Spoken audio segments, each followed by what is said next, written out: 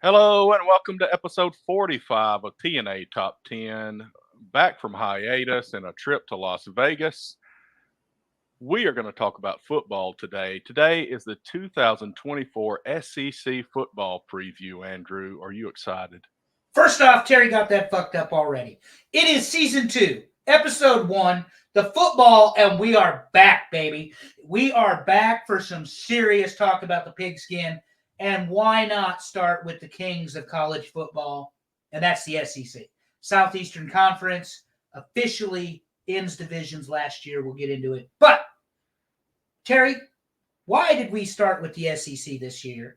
Or this week, other than they are the kings of college football. Because they didn't win the national championship. That's there we go. See, everyone thinks we're biased around here, but they didn't win the national championship, which means you all have to wait 4 weeks for me to wax eloquent about the University of Nebraska.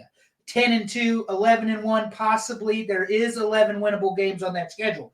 But we're not here to talk about Nebraska. Or are we talking about Nebraska on the SEC They're show? Not in the SEC. Let's move along. Yeah, they're not in the SEC, Terry, so we can't talk about them. Who we can talk about, though, is Nick Saban. He wins the SB Award, and in the same week, he is going to have the field at Bryant-Denning Stadium named after him. Tuscaloosa, Alabama, Bryant-Denning Stadium, Nick Saban Field.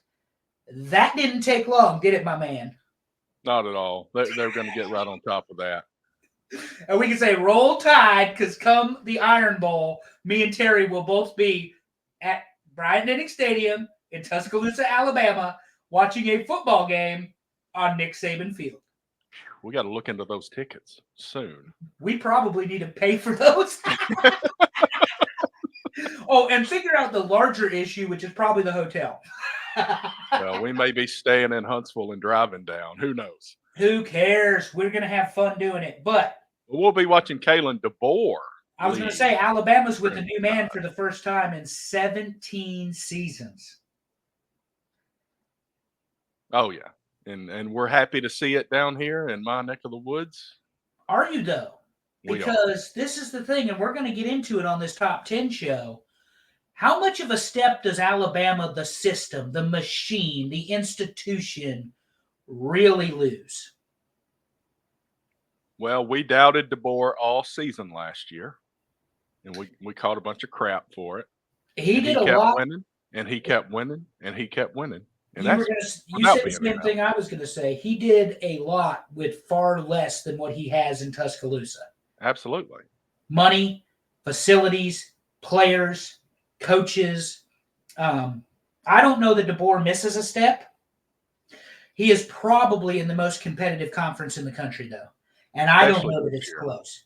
I don't think it's close. Yeah, you throw Texas in there. I mean, Oklahoma's a little bit of a step down. I know the Oklahoma fans aren't going to like that since they beat Texas last year, but the truth is that Texas is the team, team coming in to really push on the SEC here. It'll be interesting when we get into this discussion to see how people voted the top 3 or 4 teams. Yeah, I mean, Oklahoma, Boomer Sooner, Big 8, Big 12, long historical rivalries. They're still going to keep Texas on that calendar for those that want to see the Red River Shootout. Oklahoma re-signed Brent Venables 5 or 6 years, I think. So they believe they've got their man. The problem is you are coming into an already top-heavy league. Lots of money, lots of publicity, lots of notoriety, unparalleled competition. And I'm a Big Ten guy, obviously with Nebraska. Right. And they have Michigan and Ohio State and Penn State, and they're bringing in Washington, and they've got Oregon.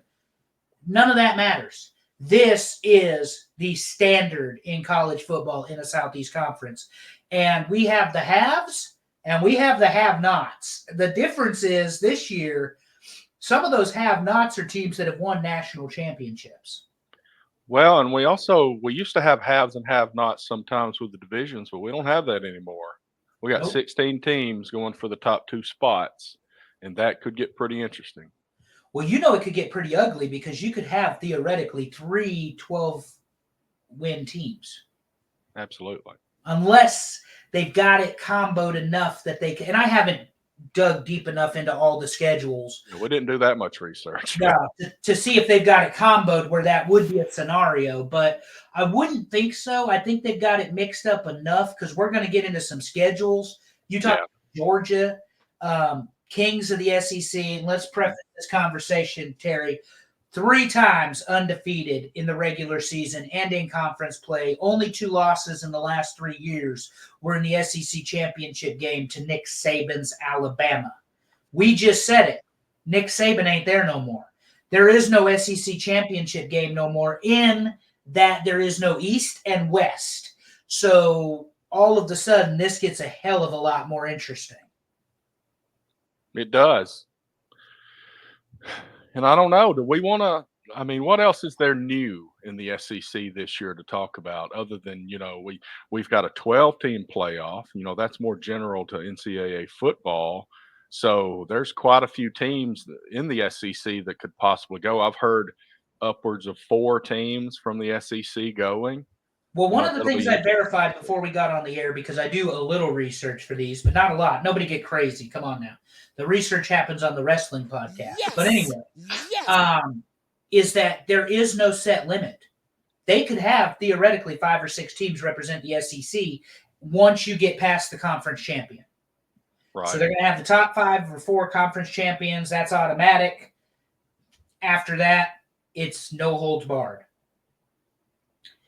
Which, again, is interesting. The one thing I'll point out, and I don't think this can be disputed, is the SEC is going to have teams with the toughest schedules in the country.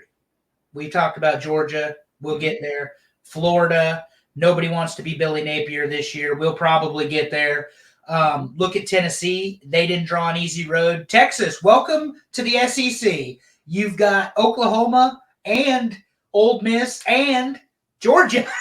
And I believe they didn't get Auburn. Oklahoma got Auburn, didn't they? Right, yeah. Oklahoma's first game, I think, is at Auburn. That's a point, Terry. Half the teams drew Oklahoma, half the teams drew Texas. So that's the other way they evened it out. They're going to flip them the next year. Yep, it's 50-50.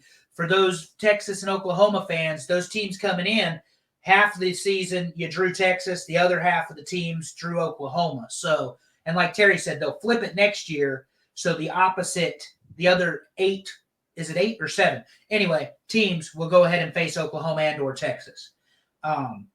Also, let's just get it out of the way. Fucking Vandy, even though we probably have somebody who voted them to finish ahead of Florida. I was not that guy. I am picking Vanderbilt to get smoked this year and Florida be right above them. Well, I will say I did take a little bit of a peek at the top 10 because I've got to create the graphics. And there's one team that will definitely be a surprise. And we will learn that pretty quickly when we start the top 10. But instead of the top 10, why don't we talk about the others real quick? Hold on. The bottom 6. Hold on. As a reminder to our audience, and I just see this graphic, remember, Terry shares nothing with me because he loves that all-natural response. That's right. When I get really pissed off and fired up about whatever it is. So listen, I think the bottom 6 are correct. Now, so some of these teams are a lot better than the others. Let me run through them for those that are on audio. Okay. We got Kentucky, South Carolina, Florida, Arkansas, Mississippi State, and Vanderbilt. I believe those are the bottom 6 teams. Kentucky is a hell of a lot better than Vanderbilt, though. Well, and here's the thing. You look at Kentucky, you've got Stoops there. He's been there a long time. Looked like he might have had the A&M job, but he's going to bring a good defense. He's going to have a great running game. The problem is, so does every other team in the SEC. You move to South Carolina, they're in Columbia, and you have what's-his-name's son, Beamer's son, Shane Beamer's son. South Carolina, unfortunately, gets the shit into the stick as far as the schedule is concerned. As I've already mentioned, Billy Napier is my pick, and we'll predict it later, but I'll say it now, to get fired from his job before the season ends. And the reason for that is Florida has a chance, really, folks, of going 3-9 this year. That's legit. That's not bullshit. They've got maybe 7 winnable games on the schedule, 5 automatic losses, and they drew the murderer's freaking row of the SEC. Pittman at Arkansas, let's face it, Arkansas was good when Houston Nutt was there, when he had the double threat, and Darren McFadden and who was it, Terry? It was Felix Jones. McFadden and Jones, the dual threat running backs. They're not good. And they were good, I guess, when Petrino was there, but now hold on. He's back. Petrino is there. Yeah, as the offensive coordinator. Who says you can't go home? Well, who knows what he'll be next year, but we'll get into that later. He'll be the head coach next year. Mississippi State fires Zach Arndt, and it's just that is sad. I mean, they didn't give him a chance, and he came in after our man in the air raid offense and Mike Leach, and quite frankly, Mississippi State deserves anything they get, and that's just where I'll leave that. And fucking Vandy will finish last place in the conference. We're bringing up the SAT scores with Vandy. That's about all. By the way, Terry, did they finish the stadium yet? I don't know. As long as they don't have a scoreboard swinging on a crane this year, I'm good. Wasn't it Florida State that's doing something similar this year? Oh, yeah. Their stadium is trashed. And we'll get there when we talk about the ACC. But they literally have half of it torn apart or some nonsense right now. Dave in the HSV is ready to break furniture over his Seminoles. So I got a question for you. Are you ready for number 10? And probably not, because if it's Alabama, I'm going to stroke early. No, it's not Alabama, but let me tell you, I don't think you're ready for who number 10 is. Number 10, Missouri. In 2023, they went 11-2, 6-2 in the conference, and they had a big win over Ohio State in the Cotton Bowl. They've got Eli Drinkwitz coming back at head coach, and Brady Cook, the starting quarterback, is coming back. Yet the people voted them number 10. This is the most dangerous team in the SEC because everybody overlooks them. They're small, but they're fast. They've got a offense that works for them. They love to push the pace, and their defense really came together midseason last year. They were just 1 or 2 steps behind Georgia. And that Georgia game, Terry, I know they lost by 10. But that Georgia game proved to me that they could play. And then they went ahead and they beat Ohio State in the Cotton Bowl. So I think you're all wrong. I think Eli Drinkwitz is a great football coach. Missouri Tigers are the sleeper of the SEC. Y'all going to get fucked falling asleep on them, though, because this team right here has the ability to put your lights out. So do not overlook them. They are not number 10. They are better than your Auburn Tigers, sir. They are better than LSU. They are better than the Tennessee Volunteers. But I know this was voted on by our fans and listeners. So I think you and I voted them the highest. Probably because we watched them play with Georgia in Athens, and they played. And that was when we were back and forth on, is this a Georgia team that even cares? Whatever. Let's be honest. Don't sleep on Missouri. They will put your lights out. So the one thing is I will be interested to see how they've got 8 returning offensive starters coming back, but one of the 3 is a huge loss in Schaefer, the running back, because he put up huge numbers. The question, though, is, offense. Was that him or was that the system? I'm anxious to see who shows up in that spot this year. Well, again, they're not a top-tier SEC team, and so they're not going to get the recruits that the Georgia, the Alabama, even the Florida, LSU, Auburn gets, but they're going to get their guys. And Drinkwitz knows what he needs to do to be successful. It's speed, it's being elusive, and it's having offense that you don't have necessarily an answer for, and then being able to get those stops on defense. We're going to talk about a team here in a minute that is absolutely a dumpster fire on defense and hasn't been that way since I've been watching SEC football 20 years plus. So when we get to the Tigers of LSU, their defense is absolute hot fucking garbage. This defense is not.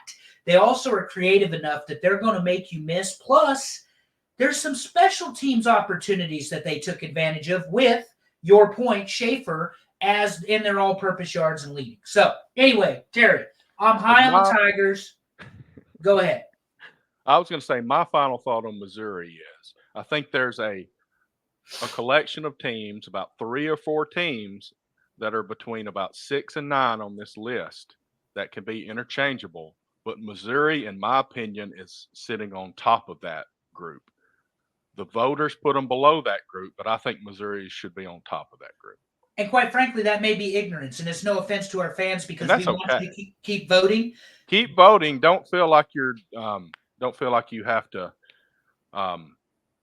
appease us with anything. Correct. We'll talk through it. And when I say ignorance, what I mean is Missouri isn't getting the national attention they deserve either. So if you don't do what me and Terry do and watch 50 football games a week, they're not a name. They're not a name. And one thing I should do, and what I would have done if I had to do it over again, I would put last year's record on there. Yeah. But let's move on to number 9, if you don't mind, sir. This is your show, Terry. I'm just here. Number 9, Texas A&M Aggies. Last year's head coach, Jimbo Fisher, quarterback. And when I have these starter stats, that's debatable. Starters can be interchangeable a little bit. Connor Wegman, I'm showing as the quarterback that started last year. He is coming back. The head coach has changed to Mike Elko because this team had a lot of expectation after some really good recruiting classes, and they went 7-6 overall with a 4-4 conference record and lost to Oklahoma State in the Texas Bowl. And Jimbo laughed all the way to the bank. Absolutely. And they were glad to write him the check because the one thing about the 12th man is they have all the money in the world in Aggie land because there's nothing else at College Station except college football. This is one of those teams, Terry, talking about Texas A&M, that is perpetually ranked way higher than they deserve. Yeah. This is they could have been in the bottom 6 of our top 10 list as far as I'm concerned. The outside 6. Because Mike Elko is not proven at A&M. Did he do a great job at Duke? Absolutely, but he had some help. He's going to have a hard-nosed defense. They're going to be able to play. But Jimbo Fisher is considered one of the greatest offensive minds of modern football. When you see what he did at LSU, you see what he did at Florida State, you see what he did at A&M even. They took down the mighty Alabama. Jimbo got fired, and A&M was happy to write him the check for him to go away. So, and that's after he left Florida State because they wouldn't give him everything he wanted. He made demands of Florida State. They wouldn't give it to him. Aggie Land gave him everything that he possibly wanted. And he still was a 500 coach at A&M, maybe a 600 coach. He was not the elite of the elite of the elite. Mike Elko comes into this situation, and as we've talked about ad nauseum at the end of last year, or last season on football, transfer portal, transfer portal, transfer portal, transfer portal, transfer portal. It just became something we were going to talk about every week. You had no continuity in recruiting and or the transfer portal because you just fired your coach that everybody came to play for in Jimbo Fisher. And now Mike Elko has to get his team there. Will they be good on defense? Probably. It's what he knows. But temper. Lost a lot of starters, though, on defense. I was going to say, temper your expectations for the number of wins in A&M. 6-6, 7-5. That's going to be it. I think that Texas A&M has one of the largest risks to fall off the table this year in the SEC because somebody's going to do it. It may be my Tigers. Who knows? But I think A&M's got plenty of opportunity to do that. We think Missouri's going to do a lot better than the voters thought, but I think Texas A&M, like you said, may be in that bottom 6.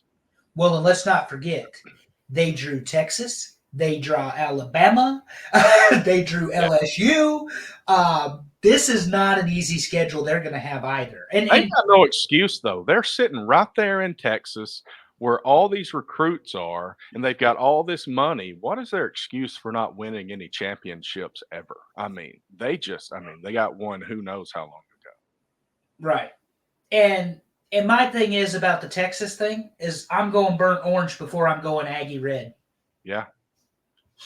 And then let's not talk about Houston or the other football teams that we've got there in Texas, because quite frankly, there's a lot of them. But, there's a lot of competitive recruiting in the SEC, and all of these coaches feel it.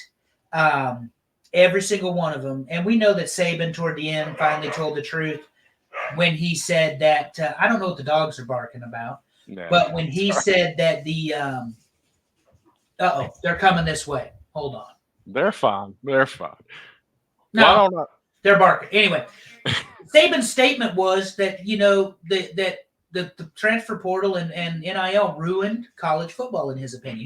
He wasn't going to continue to deal with it. So yeah. He's now an analyst for ESPN, and they should be glad to have him. But this whole thing with A&M is a perfect example of what he was criticizing and talking about. They thought they had a football team, a number one football team. They fired their head coach, and everybody left. Mm-hmm. And Elko's got to find people to replace them and that sort of thing. And let's face it, playing in Aggie World is a lot like playing in La La Land. You have entered the twilight zone, because Texas A&M's donors and people that spend all this money believe writing the check equals wins. And guess what, ladies and gentlemen? It don't. Texas A&M, more than any team in the SEC, has the ability to stroke a check. They have huge financial backing from old oil, old money, donors, all of this sort of stuff. Guess what?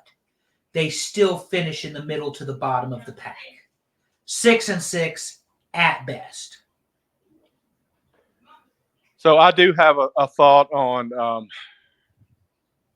a plan for what a student athlete means in football within NIL, but I'll save that for a later show when it's not specifically SEC. Why don't we move on to number 8? And that number 8 is my Auburn Tigers. Woo! Head coach Hugh Freeze, still the quarterback Peyton Thorne from last year. Last year's record 6-7 after losing to Maryland in the Music City Bowl. Conference record was 3-5. Not where Auburn wants to be. Some close calls with some big teams, but they just couldn't step on people's throats. 6 offensive starters back, 5 defensive starters.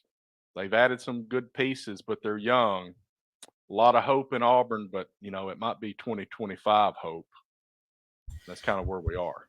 So the one thing that I'm going to criticize your team for is that Hugh Freeze did not call the plays last year.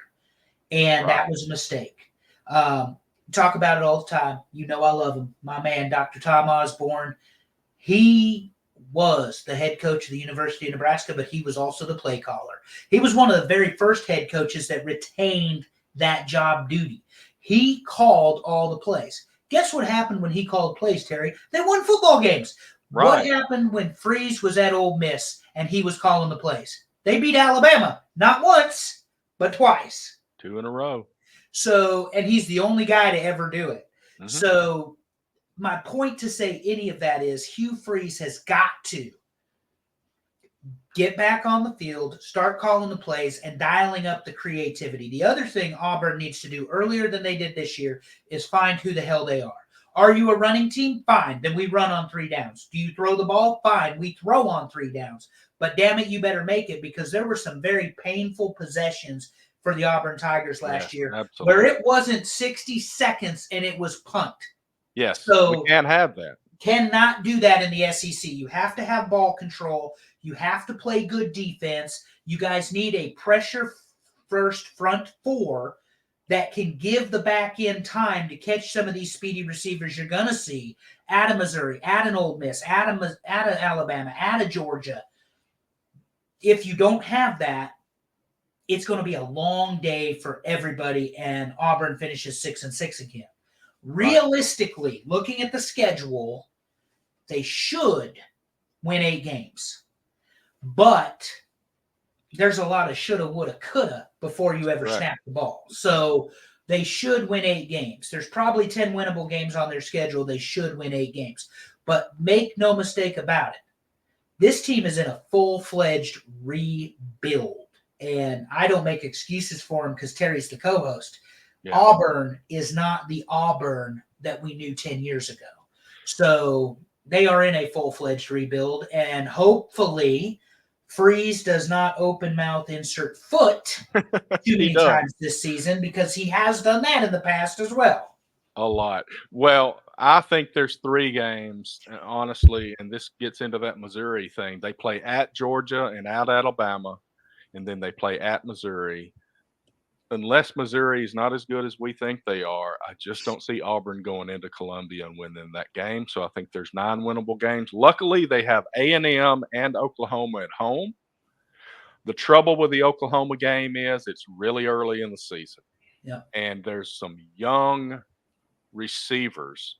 Cam Coleman, 5-star, huge get this year, but he's a true freshman. It's going to take some time. And the question is Peyton Thorne going to be able to do what he did at Michigan State, surrounded by the right people? Who knows?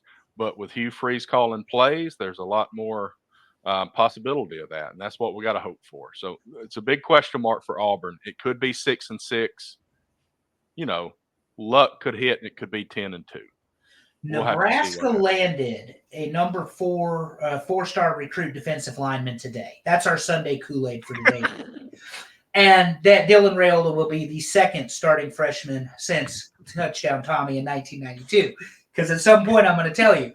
But one thing I joke about that, because I reminded everybody of the recruiting and stuff in Nebraska and the way things are going, Rule has his team running. Make no mistake about it. Hugh Freeze went after his players, and he flipped and landed multiple recruits in the offseason. Yes. This is a far different Auburn team than what we saw last year. My point is they got to get their shit together early because the SEC schedule is not favorable to them. That's the biggest takeaway I have on Auburn. So last year we talked about it.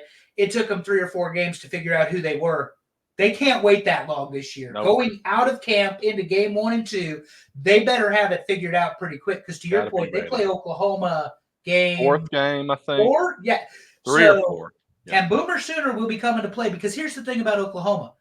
We're all shit-talking them and overlooking them because, last year was not a great year for Oklahoma and the year before. So, anyway, very excited to see what Hugh Freeze can do because here's the thing. Terry and I are going to the Iron Bowl. I'm rooting for Alabama. Roll Tide. And he hates when I say that. Look at the look on his face, folks, if you're watching on YouTube or on the Ram Network. But there was an eye roll. I want the very best football games we can possibly get and the very best talent matched up. Do I expect this to be an excellent game when we get there, Terry, because it's the last game of the season? You bet your bottom dollar. Because, quite frankly, that Auburn team last year had no business playing with Alabama, and they did it anyway. So if we've got a much better Alabama or a much better Auburn team than we have Alabama team than we did last year, then this is going to be a lot of fun. But it is in Bryant-Denning on Nick Saban Field. So, anyway. You want to head to number 7 here? We can. It's probably Oklahoma. It is Oklahoma. It's pretty predictable from here on up. All right, Brent Venables is and was the head coach. No change there. Quarterback is a change. Dylan Gabriel, that was a little back and forth last year, but Dylan Gabriel was the starting quarterback that I listed here. He's off to Oregon. He is headed to Oregon. So we got Jackson Arnold as the starting quarterback this year. And look at the returning starters. 2 returning offensive starters for Oklahoma after a 7-2 conference record in the Big 12 and a 10-3 overall record. So when we talk about not as good of a season, it was still a 10-win season as they lost to Arizona and the Alamo Bowl. Yeah, Jeff Fish, now the head coach of Washington, I believe. Was the coach of Arizona. So we had a map and everything. Remember? Yeah, he's a great. Yeah, you had a map. I didn't. I just laughed at it. But you have a great defensive mind in Brent Venables. Unfortunately, when you're the head coach, you're no longer necessarily the defensive coordinator. There are exceptions to that. Nicholas Lou Saban was one of them. Roll Tide, mostly because that annoys Terry. But I don't know how much Venables is actually calling the defense these days.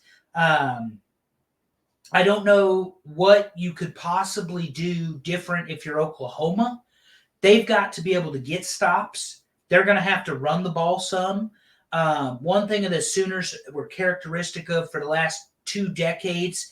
I mean, save for the 99 national championship or 2000 national championship where they beat Florida State 13-2. That was the score, folks, 13-2. They beat Bobby Bowden Seminoles in Stoops' second year, won the national championship. Venables was on the staff, et cetera, et cetera. They have been high-flying offense in the Big 12. They have been the most dominant football team in the Big 12. Big 12 South title after title, Big 12 championship after championship. This ain't the Big 12. So we jokingly said, and I think LSU's ranked way too high since we're at number 7, but we jokingly said one team had no defense last year, and that was LSU. And we will get there in a second. But this team here better find a pass rush and better find a way to control the ball because, again, 3 and out does not work in the SEC. That's right. Why don't we hit up number 6 and see if it's LSU? It is not LSU. It is Tennessee. Tennessee, Josh Heupel's team started out hot last year, kind of dropped off toward the end of the year, was 9-4, 4-4 in the conference, but they did beat Iowa in the Citrus Bowl because Iowa doesn't know how to score any points. I really wish you had the score to that game because I bet you it was less than 25 combined. It was not close, but and not close with Iowa is like 10-0. They ain't coming back from that. No, but we do have a quarterback change. And do you want to give a shot at the new quarterback's name, or do you want me to do that? That would be Nico. If that's an I. It is. Iamaleava. Iamaleava is not a good name for your quarterback to have in the days of the transfer portal. Especially if he's from New York. Iamaleava. But they have 3 returning starters on defense. They got a new quarterback. Tennessee fans are the world's worst at thinking their team's going to be the best thing ever. We love you, Carl Baker. It's absolutely the truth. But you're going to be way too overly optimistic, and I just don't see Tennessee being all that good, especially with the competition this year. I think they're pretty much a number 6 team here. That's correct. I'm not sure if they drew Texas or Oklahoma, but they get both Georgia and Alabama again. So that's rough. That is, and look, Terry, you're an Auburn fan that gets Alabama, gets Georgia, and Missouri. So on the road, you get the schedule. It is a murderer's row. This is going to be a conference that is, to steal a phrase from one of my favorite books, Game of Thrones, movie, show, whatever, trial by combat. And that is really what the SEC has come down to this year, especially. They have eliminated conferences, or divisions, and everybody can play everybody. The thing about Tennessee is they will be good and then they will be bad. So what I mean by that is there is no judging how they're going to come in and play because if I'm not mistaken, we watched them get shelled by Kentucky. I think I have that right. Yeah, I think so. And they were riding high. And then they roll in and they play Alabama, and Alabama wins in the Rocky Top, and we get the whole cigar thing with Jalen Milroe and Saban and the whole deal. And then they play Georgia, and it was embarrassing. Georgia dog walked them, no pun intended. So Tennessee is either really, really good that day or really, really bad that day. And hopefully that's not characteristic of Josh Heupel. I think he's a fantastic coach, great offensive mind. Milton had some trouble last year. They had trouble protecting him. If you can't protect your quarterback in the SEC, you do not win football games. That's how this goes. Also, I still think LSU is way too high. Let's see number 5 unless you've got a thought on Tennessee. No, it's just this middle part right here. These teams are going to eat each other alive all season. Number 5, LSU. We finally found them. Brian Kelly, still the head coach. They don't have Jalen Daniels anymore. They got Garrett Nussmeier at quarterback. After last year's 10-3 record with the Heisman winner Jalen Daniels, conference record of 6-2, and the win over Wisconsin in the ReliaQuest Bowl, they're looking for some offense. And we talked about how bad their defense is. I see them dropping like a lead ball here. Terry, you mentioned it could be A&M. I think it's LSU. I think it's LSU because Jalen Daniels was the Tigers last year. The entire offense ran through him. That Alabama game, we both know it, Roll Tide, would have been different if he had not been hurt, because Nussmeier had no chance against that front of Alabama. They confused him. Now, granted, he's a year older. He's in the system. He's the guy. He's the starter. I get that. But there is no really replacing Jalen Daniels. And for all of our pro football fans, Jalen Daniels is the one the Bears should have taken, not Caleb Williams. But that's their mistake to own. Jalen Williams, fantastic, dynamic, in the pocket, under control, great quarterback. Garrett Nussmeier, unproven at best. And so when Brian Kelly, this offensive guru, as he likes to pretend to be, I personally think Brian Kelly is an overrated head coach. Yeah. I think he has been opportunistic in the jobs that he's taken, be that at Cincinnati, Notre Dame, and now here at LSU. But, buddy, you don't have a prayer in the SEC. You get Alabama. I believe they got Georgia this year. I think they've got Texas. If not, it's Oklahoma, and it doesn't matter. It's not easy. They got Auburn. It's not easy to win football games without a defense in the SEC. Their defense last year was a fucking dumpster fire. The only thing that kept LSU in football games was the fact Jalen Daniels had control of the offense and was calling the plays. So, to Brian Kelly, I hope, for God's sake, that Garrett Nussmeier does what you want. If I was to predict this, Terry, they are lucky to finish 500. That sounds about right. And, Jalen Daniels is kind of like Brian Kelly's Cam Newton. But they didn't even win a national championship or anything. No, and let's face it, Jalen Daniels was more than good. Oh, absolutely. He deserved that Heisman. Lights out. Lights out. So it's about to get really good. These top four. Now, this is where what order you got in your head, because I know your order is going to be different than the people. Yeah. So, if I'm not mistaken, hold on.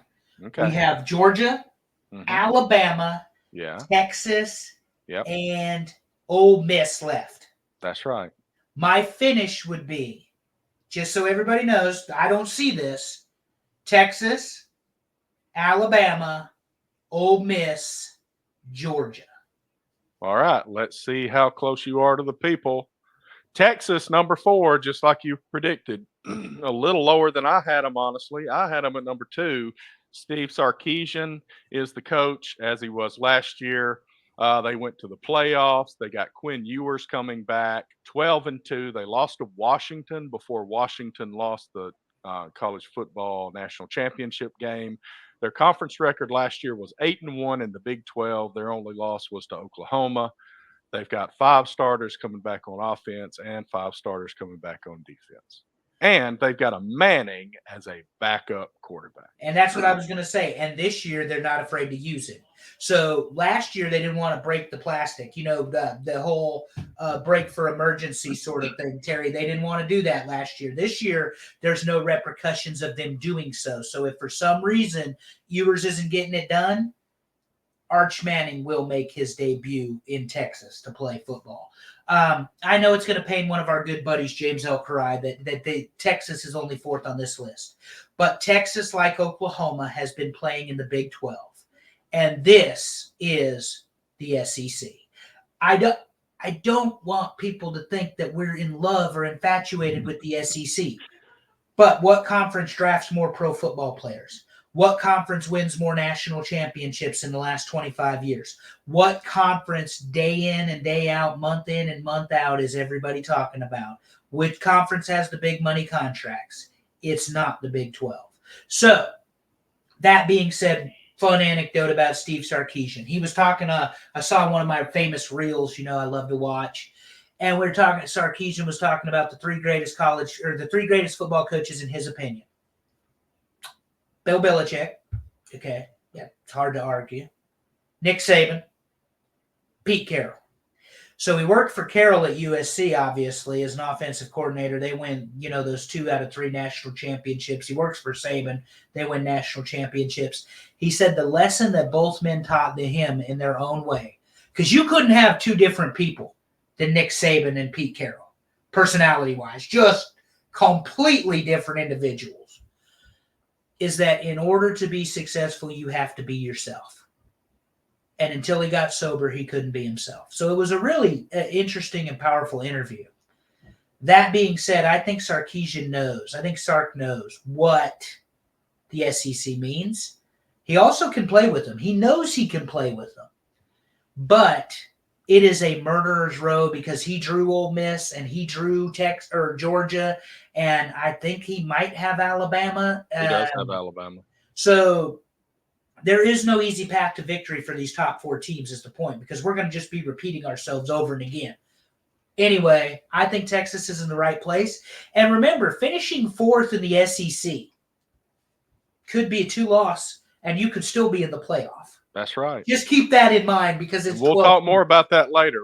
That's one of our predictions. Yeah. Why don't we move on to number 3? What's your thought? You said you thought that Alabama. It would be Alabama. Yeah. Okay, let me find my button here. Number 3, Ole Miss. Okay. So head coach, let me run it down. Go ahead, run it down. Lane Kiffin, Big Game Lane, as they call him. Quarterback is still Jackson Dart, probably somebody that is better than most people know. Overall record last year was 10-3 with a 6-2 conference record, and they won against Penn State in the Peach Bowl. They've got 7 offensive starters coming back and 6 defensive starters coming back. So they're pretty solid still. Well, and they won the transfer portal. I mean, if you talk to any sports analyst in the country, and they had the best hot dog eating contest. They had the best hot dog eating contest, and they won the transfer portal. And what we mean when we say that we won the transfer portal, you look at 4- and 5-star recruits that have found their way to Oxford, fucking Mississippi, and that's where they've landed. My banner tonight says Big Game Lane wins 12. I fully predict that this is the year they get Alabama sleeping. Lane Kiffin gets 12 wins. That sounds like a lot, but it's a 15-game season or 16-game now with the playoff, whatever it is. I think you will see Ole Miss and Georgia in Atlanta. And let's remind everybody the 2 that he lost to last year were Alabama and Georgia. So Lane's got the chip on his shoulder. He's got a hubris and an arrogance about him that you like in a coach, but he also understands. And one of the things about Lane Kiffin is he is literally unbothered about just about anything. Terry, we go to the, Saban all the time, at least I do, that ass chewing on the sideline. I mean, Saban is just letting him hold it. And he just looks kind of unbothered about it, because he's yelling at him about running the ball or whatever. Saban don't care. 7 offensive starters is huge. Huge. 6 defensive starters in the SEC, huge. And to have the best transfer portal class. Now, he may make me look like a fool and go 6-6, but I don't think so. I think Lane Kiffin did his rehab, did his stint. He did his head coach at Tennessee, USC. He was assistant, head coach or whatever at Alabama as the offensive coordinator, and now he's at Ole Miss. And let's face it, Terry, we said it at the end of last year. You win 10 games at Oxford, you've done something. And Lane's done it twice. And because of that, I hold him at number 4 because Ole Miss is going to have to prove to me that they are a championship-level program before I vote them higher than that. And that's fine. I think that fortune favors the bold, and that Lane Kiffin will have just enough with the new weapons he has, as long as they can stay healthy. He can draw something up on the sideline that'll take a game or 2 away from teams he should not beat. And that's what I'm looking forward to. All right. Well, we know who number 2 is, unless it's a big shocker. Better be Alabama. Roll Tide. Nick Saban last year went 12-2 with Jalen Milroe, 8-0 in conference. That doesn't include the conference championship game that they won, but they lost to Michigan in the first round of the college football playoff. But this year, they've got Kalen DeBoer, who led Washington to the national championship game. They've still got Jalen Milroe. And they've got 6 returning starters on offense and 5 returning starters on defense, if I can get it out. They're still here. Alabama is a machine, an institution, a revolver, whatever analogy you care to use. You and I could go coach at the University of Alabama and do well for ourselves. That isn't arrogance or hubris. That is the trust in the process, as Saban used to say. It's all about the process. It's about getting better. They are an institutionalized football team, more so than anybody in the country. It's plug and play, and I've said it for years. It isn't about how many five-star recruits Alabama gets that interests me. It's how many Nick Saban said no to. And now, according to all of the reports out of camp, out of the spring game, out of that, you have a completely different mentality in Tuscaloosa. A coach that's going to let his players talk to the press, that's going to let his assistant coaches talk to the press, that's going to smile and joke and have a good time and it not be all about business all the time. And to Terry's point earlier, a man we doubted over and over and over again. Well, there are people that are going to predict this humongous fall with Nick Saban being gone. Alabama's still winning 10 games, minimum. And they are still the Crimson Tide.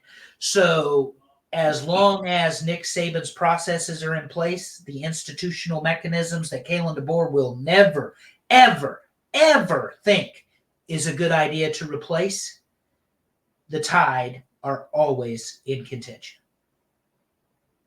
That is true. So why don't we just flip it over to number one, and that is the Georgia Bulldogs. No shocker here.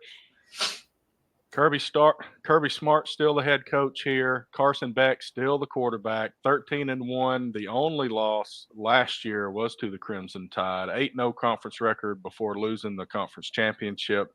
They did not go to the college football playoff because there were 4 teams last year, but a big win, and I mean a big win against Florida State in the Orange Bowl last year. 9 returning starters on offense, by the way. 63-3. Okay, so this is why, despite the schedule, I picked Georgia to win the SEC. And I guess maybe we're jumping the shark, but we'll get there, Terry. 9 returning starters. Carson Beck as your trigger man again, coming off a fantastic season. They're going to play Ole Miss. They're going to play Alabama. They're going to play Florida. They're going to play Auburn, or no? Georgia has Auburn. Yep. They're going to play LSU. I think they've got Texas this year, so that's going to be big because they play Alabama September 29th or 28th, and they play Texas October 18th or 19th. So that's pretty quick succession. They got Alabama early, which may be better for them as opposed to Alabama. But bottom line is, and Georgia opens, by the way, against Clemson. So you're going to get a real early test as to how good Clemson's going to be in the ACC. So it's not like Georgia has got an easy schedule, but this is what matters most. 9 out of 11 returning starters. A coach that's been there now 8, 9, 10 years, who really these last 5 or 6 years has stamped dominance. 2 times the national champions.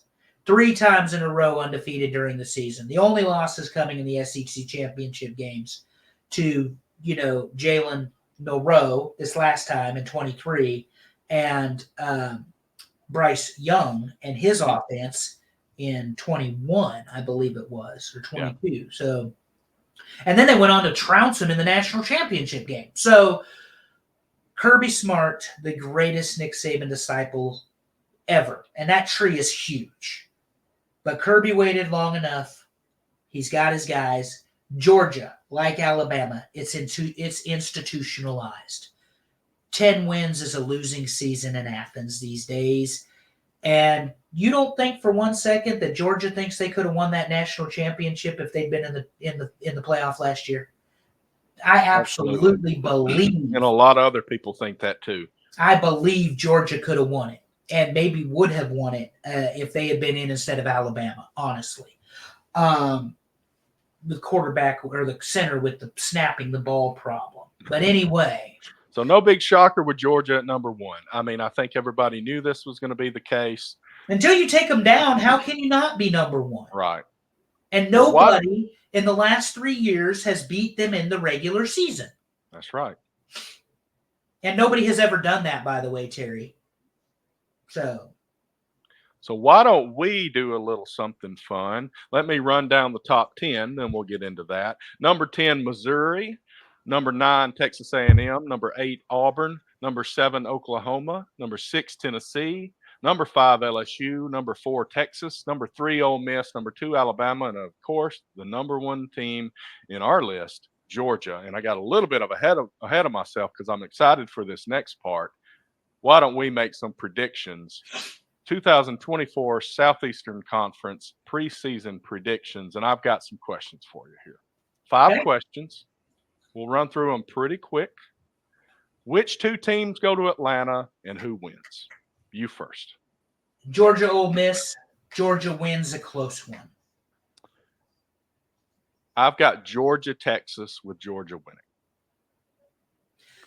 So the next question, who makes the playoffs in the SEC? And I'm going to say 4 teams: Georgia, Texas, Ole Miss, and Alabama. All 4 in the playoffs.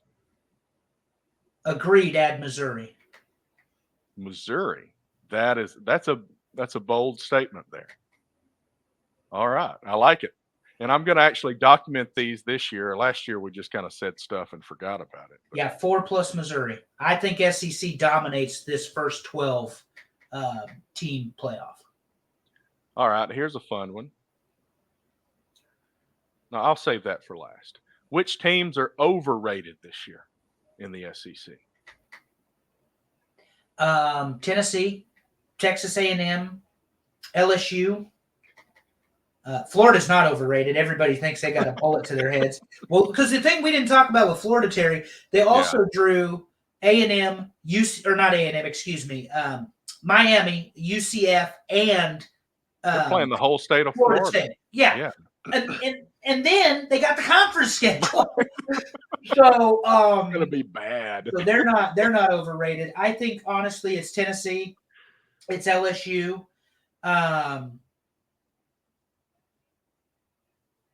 Oklahoma coming into the conference, the expectations. I think I think those are the 3: Tennessee, LSU, Oklahoma. Yeah, I think so. I don't know that Texas A&M is really rated that high. I think LSU is for sure. So I think the 3 that you picked pretty much are good. So the opposite, what are some sleepers? Who's underrated this year? And I think obviously, according to our poll, Missouri. Missouri. And I would say careful with Kentucky. Yeah, and that's what I thought too. Because when I looked at it, the way we voted, I thought A&M drops out. I can see Kentucky jumping up there. And I think in my own voting, I flipped Kentucky and A&M. I put A&M in the bottom 6 and put Kentucky up in the top 10. My deal is Kentucky. The way he has built that team is on defense, and defense doesn't drop off that quickly unless you have a head coach change or something. Well, and they have running game as well. So. All right, here's the big question to end it. Which coaches will be fired by the end of the year or at the end of the year? Okay, so Napier, Florida.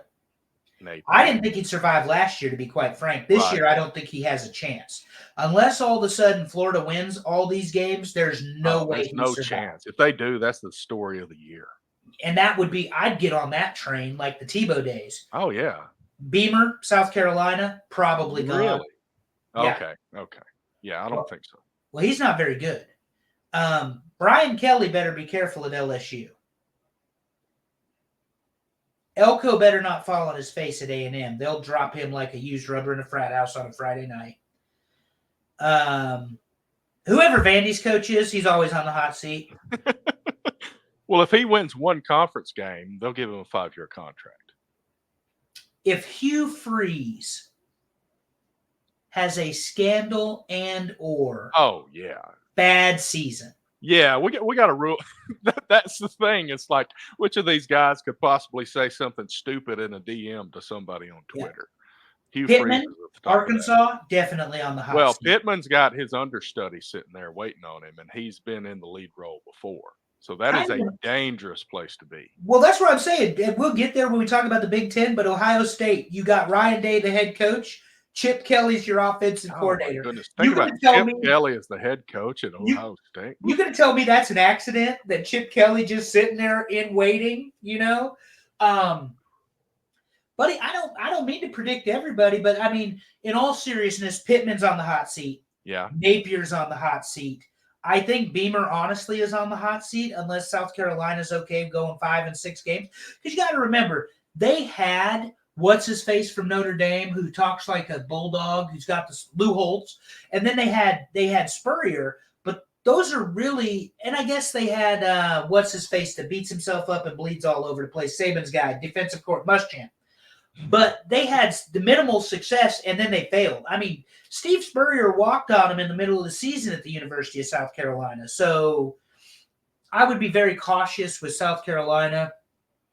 I don't think Kentucky Stoops is going anywhere because they're getting 7, 8, 9 wins a year. They're not, they understand that's a basketball school. right. That's not a football school. The expectations aren't that high. No. And Tennessee, I think they like Heupel enough. Obviously, DeBoer's going to be fine. Kirby's going to be fine. Sark will be fine unless he falls off the wagon and starts drinking again. And big game Lane, nobody can replace Lane Kiffin when you're doing 10 and 11 wins at Oxford. So, but he's getting 12 this year, Terry. That's my bold prediction. Lane Kiffin's getting 12. But yeah, I honestly think Brian Kelly could be on the hot seat if he's not careful at LSU, because there's going to be some sort of expectation that he figures out some sort of defensive scheme that works. And I don't know that he's got it. It's going to be tough. It's so tough. The number of teams that are difficult to beat in this league now, there's a lot of teams that are going to be struggling to find some wins. Well, the fact of the matter is their defense was shit last year. Yeah. And the thing is, Jalen Daniels kept them in so many games. He did. He ain't around. He graduated. He's on to the NFL. So, anyway. That's all the predictions I got. Now, like I said, I'll document these. We're pretty much in agreement on most of those last few about firings and overrated, underrated. But I'll document the predictions on who's going to Atlanta and who's winning. And here's a question. We talked about saving the Big Ten for the 4th episode. So we got to decide, are we doing Big 12 next week or ACC? You got any thoughts on that before we wrap it up? Let's do the Big 12 because there's so many new teams in the conference. Sounds good. All right. So count on the Big 12. This was really fun. This format, last year we did one preseason episode, didn't know what we were doing. This year, we were a little bit more prepared. We've got the help of Miss Allison Fay telling us shut up and move on over and over again. And we're still under an hour, guys, but I really appreciate it. It has been fun. Splitting the show up is going to be really fun right here, doing it this way. We got another one we're about to record. We'll get to that later. But I usually wrap the show up in a certain way, but for the football show, I'm going to do it a little bit different. And I'm just going to tell you this. Be a champ this week, guys. Thanks for listening. Talk to you later.